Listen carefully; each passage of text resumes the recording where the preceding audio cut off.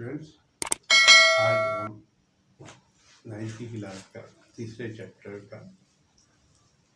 Chapter dynamics की भी study कर रहे हैं और उसमें आज जो आर्टिकल हम कवर करेंगे वो है मोमेंटम का आर्टिकल। उसमें मोमेंटम एक इम्पॉर्टेंट आर्टिकल है और इसकी डेफिनेशन आपको पता होना चाहिए, इसका फॉर्मूला पता होना चाहिए, यूनिट पता होना चाहिए और साथ साथ आपको ये भी पता होना चाहिए कि ये कौन सी क्वांटिटी आए, स्केलर है या वेक्टर है। तो आइए शुरू करते हैं। देखिए, मोमेंटम जो है ये एक फिजिकल क्वांटिटी तो है, लेकिन ये एक ड्राइव फिजिकल क्वांटिटी है। एक ड्राइव फिजिकल क्वांटिटी, देखिए ड्राइव फिजिकल क्वांटिटीज वो होती है जो दो या दो से ज्यादा फंडामेंटल क्वांटिटीज को मुख्तलिफ अंदाज में ज़रब, मल्टीप्लाई, डिवाइड करके हासिल की जाती हैं। जैसा कि आप जानते हैं, जैसे अभी हमारा पिछले ही आर्टिकल था फोर्स का आर्टिकल, तो उसमें हमने फोर्स का फार्मूला लिखा था कि फोर्स बराबर होती है एम ए। फोर्स किसके बराबर होती है? M a. तो आपको नजर आ रहा है कि फोर्स दो फिजिकल क्वांटिटीज के प्रोडक्ट से हासिल हुई है। एक आपके पास मास है और एक एक्सेलरेशन है।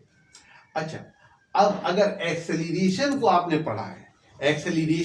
पढ़ा है अगर दूसरे चैप्टर में, तो आप ये जानते हैं कि एक्सेलरेशन एक ऐसी क्वांटिटी है जो वेक्टर है। एक्सेलरेशन का मैग्नीट्यूड भी होता है और उसकी डायरेक्शन भी होती है।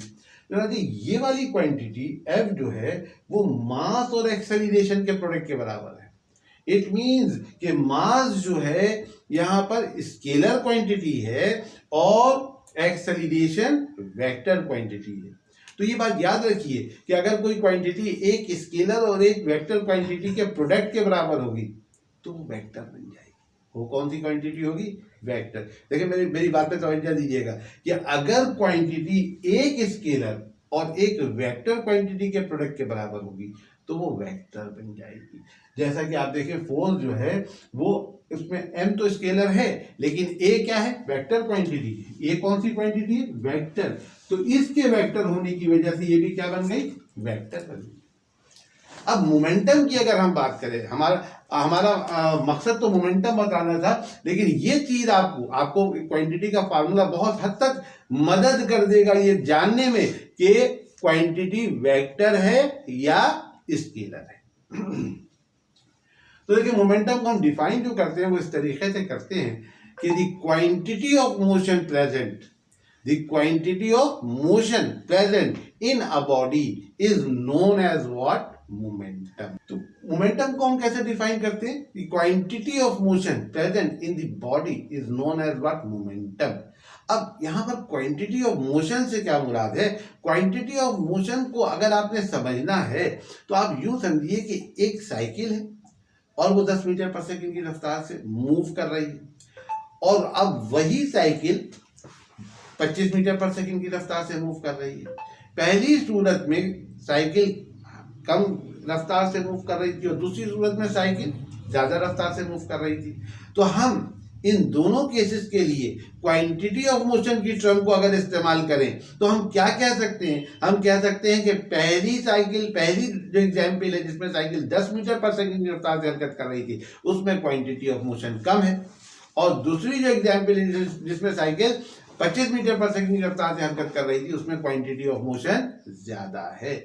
तो डेफिनेशन में क्या कहा गया कि momentum is the measure of quantity of motion of the body, यानी मोमेंटम जो है वो जिस्म की क्वांटिटी ऑफ मोशन से मेजर किया जा सकता है। तो आप बताइए, जो दो मैंने एग्जांपल दी आपको एक 10 मीटर पर सेकंड की रफ्तार वाली साइकिल और एक 25 मीटर पर सेकंड की रफ्तार वाली साइकिल, तो इसमें कौन सी साइकिल में क्वांटिटी ऑफ मोशन ज्यादा है? पहली में या दूसरी में? दूसरी में। तो इसका मतलब है दूसरी साइकिल का मोमेंटम ज्यादा है, पहली साइकिल का मोमेंटम कम है।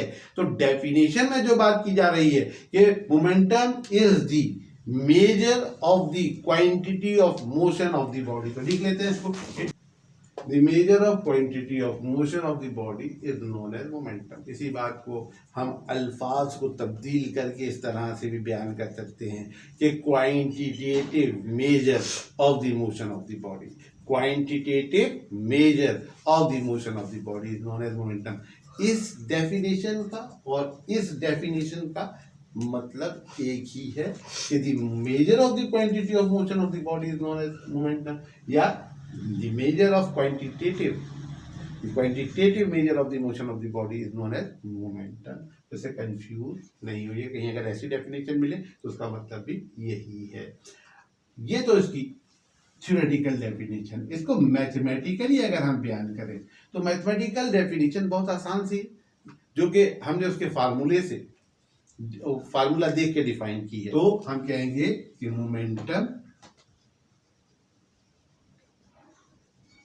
Is the product of mass and velocity of the body।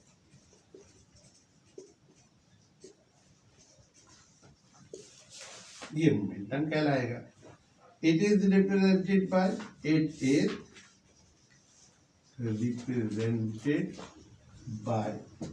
इसको पी से रहेगा, एंड इज गिवन एज, और इसका फार्मूला कैसे दिया जाएगा, एंड इज गिवन एज, इसका फार्मूला कैसे दिया जाएगा, पी लिखेंगे, मास m और वेलोसिटी v।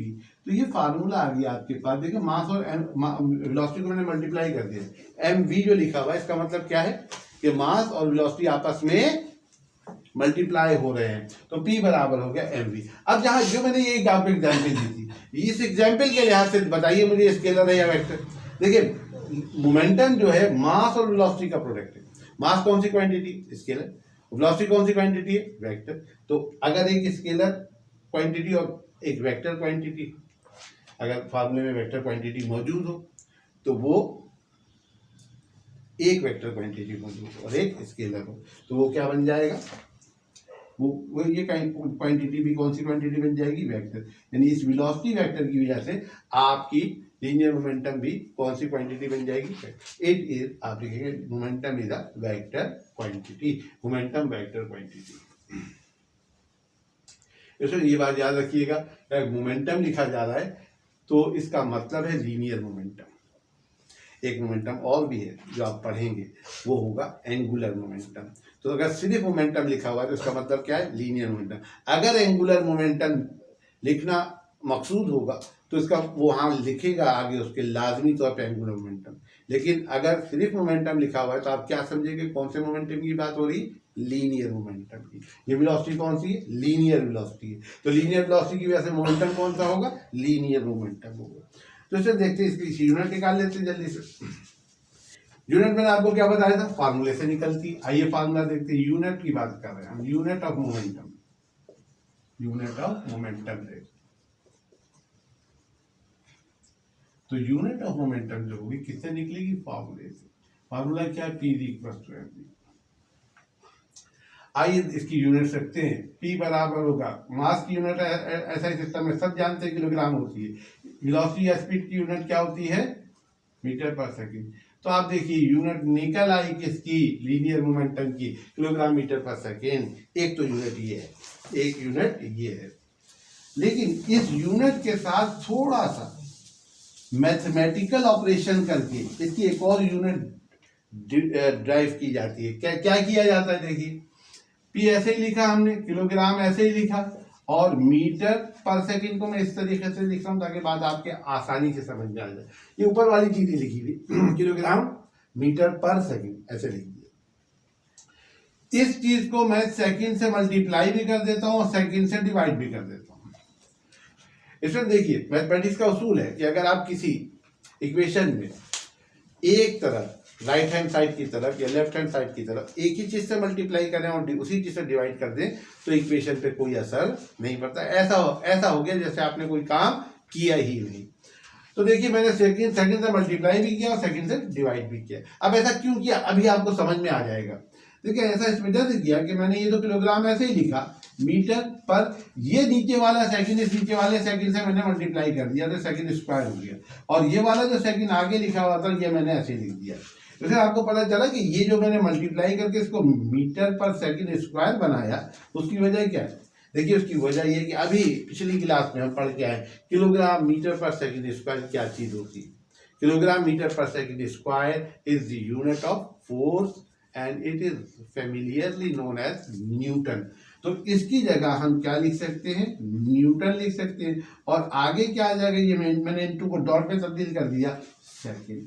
तो another unit of linear momentum is Newton second.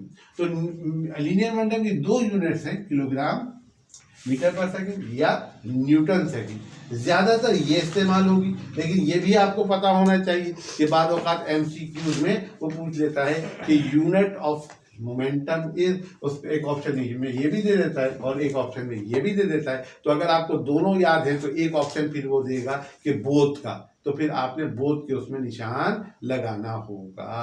तो ये आपके पास दो यूनिट हो गई किसकी, लीनियर मोमेंटम की। इस वीडियो के आखिरी हिस्से में मैं चाहूँगा कि हम डायरेक्शन पे बात करें लीनियर मोमेंटम की, क्योंकि ये वेक्टर क्वांटिटी है तो इसकी जो डायरेक्शन होगी वो क्या होगी। तो क्योंकि ये किस वजह से वेलोसिटी, किस वजह से वेक्टर क्वांटिटी है, वेलोसिटी की वजह से। तो जो वेलोसिटी की डायरेक्शन होगी वही आपके मोमेंटम की डायरेक्शन होगी। तो जो वेलोसिटी की डायरेक्शन होती है वही लीनियर मोमेंटम की, अगर आपसे कोई पूछे कि मोमेंटम की डायरेक्शन, लीनियर मोमेंटम की डायरेक्शन क्या होती है, तो आप कहोगे कि जो वेलोसिटी की डायरेक्शन होगी वही मोमेंटम की डायरेक्शन होगी।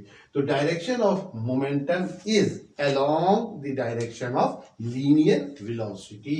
तो ये आपके पास आर्टिकल मुकम्मल हो गया किसका, लीनियर मोमेंटम का। अगर लीनियर मोमेंटम से मुतालिक इतनी नॉलेज आपने जो है कैप्चर की हुई है, अपने जहन में महफूज की हुई है, तो ये नॉलेज बहुत है। इस नॉलेज की बुनियाद पे आप मोमेंटम के हवाले से किसी भी सवाल का जवाब दे सकते हो, आप न्यूमेरिकल सॉल्व कर सकते हो। स्टूडेंट्स, आज तक इतना ही। अगली क्लास में नए आर्टिकल के साथ फिर मिलेंगे। अपना बहुत ख्याल रखिएगा। चैनल को लाइक करें, सब्सक्राइब करें, और अगर कोई चीज़ समझ में नहीं आए तो आप कमेंट में मुझको करना लिख सकते हैं।